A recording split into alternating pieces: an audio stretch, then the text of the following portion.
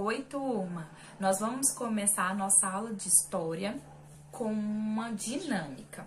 Então, funciona da seguinte forma: você vai pegar a sua mão, tá? A tia vai fazer com a dela e você vai fazer com a sua.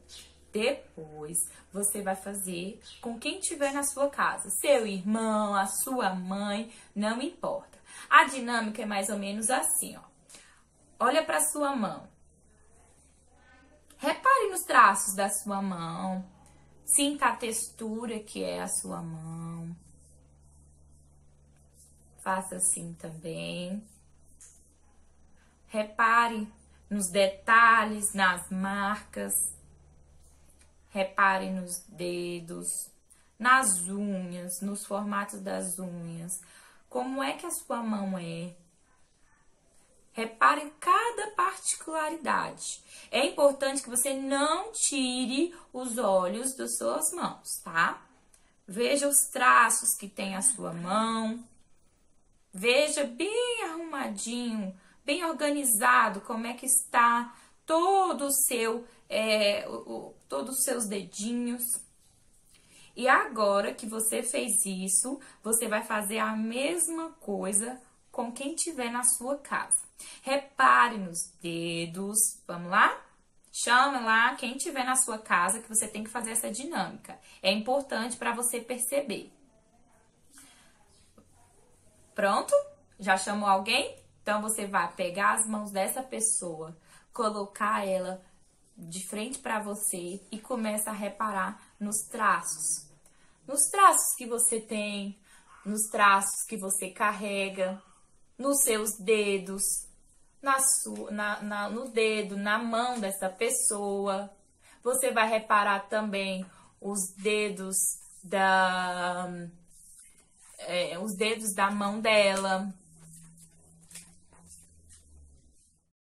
Agora que você reparou todos os traços da sua mãozinha, da mãozinha que tem aí na sua casa, seja da sua mãe, seja do seu irmão, o que você consegue identificar? Você conseguiu reparar que todos nós temos traços diferentes? Isso mesmo. Isso acontece, turma, por causa do quê? Da miscigenação. Se a gente pudesse, né, infelizmente, a gente não tá na nossa sala, nós veríamos que nessa dinâmica nós seríamos mais diferentes ainda, mas ainda assim nós seríamos iguais, porque nós temos todos os nossos dedos, graças a Deus, nós temos os dedos perfeitos, né? E então, turma, o que a tia queria fazer com essa dinâmica? Que vocês mostrem, que vocês percebessem que nós somos um povo miscigenado e que as nossas mãos também são identidades. Ou seja, tudo que nós fazemos, tudo que nós temos aqui nas nossas mãos, a nossa textura, não é mesmo? Os nossos dedos, o formato. Você lembra que a tia fez com vocês uma imagem para vocês verem os rostos que nós temos aqui? É uma mistura. Alguém tem os olhinhos mais puxados, o nariz mais redondinho. E isso é a nossa miscigenação. Na nossa aula passada, nós falamos da África, não é mesmo? E aí, o que acontece? A nossa miscigenação inicial, ela se deu da formação de quê? De negros, índios e portugueses. Agora, a gente vai continuar falando da história do Brasil, né? Formada a partir de quê? Da África. Ou seja, a influência negra no Brasil. Para isso, a tia trouxe aqui para vocês, novamente, o globo terrestre. E aí, a tia vai mostrar para vocês, aqui, tá vendo? Tem a América do Sul, onde fica o Brasil. E se a gente girar mais um pouco, tem o oceano. Vocês sabiam, turma, que tudo que é água tem que ser pintado de azul em qualquer mapa? É padrão, tá? E aqui, ó, nós temos o oceano, tá? E qual é esse oceano? Quem sabe? Isso mesmo, é o Oceano Atlântico. E aqui, ó, tá vendo? Olha o tamanho do Brasil. E aqui, olha o tamanho da África, turma. A África é um continente. O Brasil é um país que está em qual continente? América do Sul. E aqui nós temos o continente africano. Olha o tamanho, pessoal. E ele é composto por 54 países, tá? E aí, hoje nós vamos falar da influência negra no Brasil, tá? Por que a tia tá mostrando a imagem da África? Porque foi aqui que os portugueses buscaram escravos, tá? E atravessaram o oceano para chegar no Brasil, tá? E fazer a colônia de exploração do território, tá certo? E aí, o que acontece? Tudo começou quando eles vieram para o Brasil e eles tinham que ter aqui uma coisa para se explorar. Existem dois tipos de colônia. A colônia de povoamento e a colônia de exploração. A de povoamento é o quê? Para povoar, para morar naquele local. O Brasil foi uma colônia de exploração, ou seja, os portugueses vieram para explorar, tá certo? E aí eles chegaram aqui e eles queriam ter alguma coisa para explorar depois do pau-brasil, né? Que foi uma coisa que eles exploraram bastante, além do ouro, essas coisas. E aí eles decidiram que eles plantariam cana para produção de açúcar. Por quê? Lá na Europa, ó, a Europa fica logo acima da África, tá, pessoal? Porque lá na Europa, eles pagavam muito bem pelo preço do açúcar. E aí eles precisaram de mão de obra. Aí eles estavam aqui. Onde é que eles foram buscar mão de obra? Isso mesmo, na África. E aí eles trouxeram essas pessoas para cá para trabalhar. Trabalhar como, turma? Em condições escravas, né? Infelizmente, foi uma coisa muito triste que aconteceu. Eles pegavam essas pessoas daqui da África e traziam para cá, para o Brasil, para escravizar, para trabalhar nas lavouras, né? E foi uma história muito triste, muito dolorida, muitas pessoas morreram. E aí a tia vai contar para vocês como é que funcionou passo a passo. Então, vamos lá. Como a tia falou, precisavam de mão de obra. Como aqui no Brasil não tinha essa quantidade de mão de obra, onde eles foram buscar? Na África. Então, vamos lá. Vamos interpretar. Se eles vieram buscar aqui no continente africano negros para trabalharem no Brasil, como é que eles vinham? Tenta aí imaginar. Se eles vinham para o Brasil, como é que eles atravessariam? Naquela época vinham de navios. Isso mesmo, turma. Eles vinham de navio, tá? Então, o que acontecia? Eles chegavam lá, buscavam esses negros, acorrentavam e colocavam em um navio. E esse navio se chamava negreiro por quê? Porque eles eram negros, né? São negros e eram navios que eram carregados de pessoas e vieram para o Brasil. Turma, era tão triste a situação deles, tão triste. Pensa com a tia. Navios abarrotados. Quantos dias de viagem não era para atravessar o oceano? Chegavam aqui em condições péssimas. Os que chegavam. Por quê? Porque eles passavam por muitos dias. Turma, não dava nem para deitar. Eles eram submetidos a condições péssimas. Vinham, né, na parte de baixo do navio, sentados por dias. A respiração, né, a ventilação do navio era mínima. E isso fazia com que, por exemplo, a gente está num local muito abafado e tem alguém doente. O ar não está circulando. O que vai acontecer? Todo mundo vai ficar gripado, não é mesmo? Por quê? Todo mundo está respirando a mesma coisa e então quem tá gripado vai passar para outras pessoas. E era isso que acontecia. Nesse trajeto, muitos deles morriam, né? A alimentação era péssima. Péssima. Então, o que que acontecia? Chegavam aqui, quem chegava, chegava desnutrido. Por quê? Porque a condição de vida era péssima. E aí, quando eles chegavam no Brasil, eles iam para uma praça, tá? E essa praça, eles eram acorrentados, e aí chegavam ali os ricos, né, donos de fazenda, para comprar pessoas. Isso mesmo, era assim que aconteciam naquela época, no período de escravidão. Comprava pessoas, tá? Para trabalhar. E aí, com isso, o que que aconteceu? Essas pessoas, elas iam para as fazendas, tá certo? E elas eram colocadas em galpões. Alguém sabe o nome desses galpões?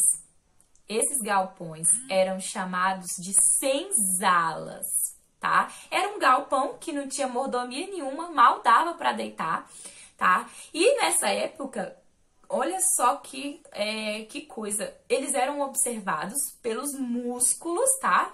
E também pelos dentes. Então, assim, se um escravo, ele era mais novo, se ele tinha o dente bom e se ele tinha músculos, esse escravo valia muito mais dinheiro do que um outro que já estava um pouquinho mais velho. Então, depois que ele era vendido, ele ia para onde? Para as senzalas. Nessas senzalas, eles dormiam por poucas horas, tá? E trabalhavam sem parar. E eles eram organizados, né? Tinha uma pessoa que mandava neles. Quem era essa pessoa? Era o feitor. Eles dormiam nas senzalas e também tinham aí o quê? Uma pessoa que mandava neles. O fazendeiro contratava essa pessoa para quê? Para cuidar dos escravos. E essa pessoa era chamada de feitor. Nas fazendas era muito comum, principalmente naquelas fazendas mais antigas, ainda tem os troncos.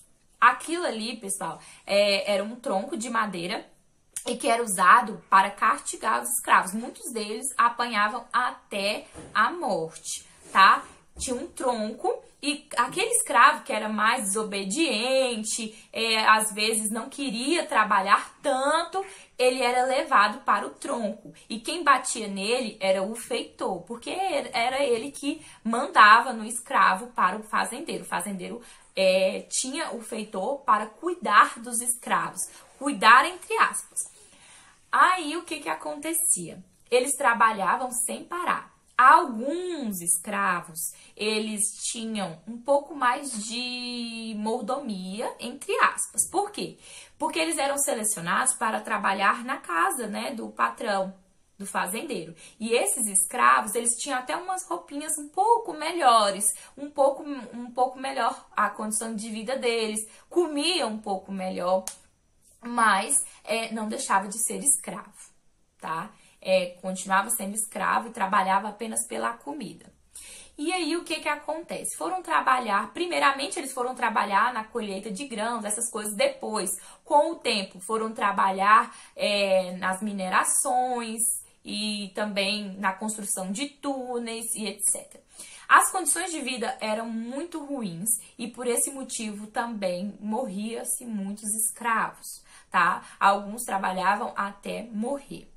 E aí, a tia disse que a alimentação era o quê? Ruim. Vocês sabiam que a comida feijoada,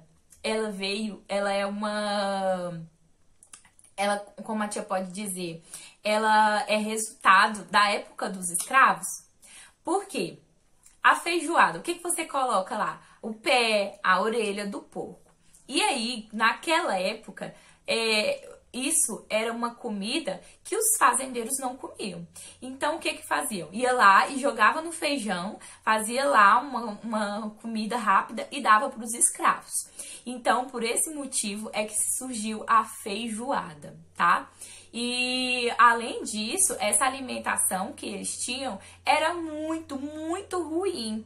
Pensa com a tia, era só os restos, o que era dado para os porcos, muitas vezes eram dados para os escravos. Então, eles ficavam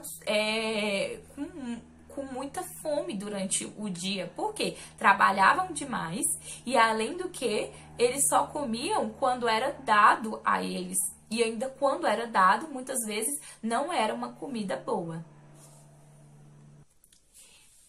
Como a feijoada, a nossa cultura, devido, né, a essa grande quantidade de africanos que vieram para o Brasil, a nossa cultura ela é muito diversificada e é muito inspirada em coisas que os negros faziam. Antigamente, quando os negros se rebelavam e queriam fugir, eles iam para os quilombos.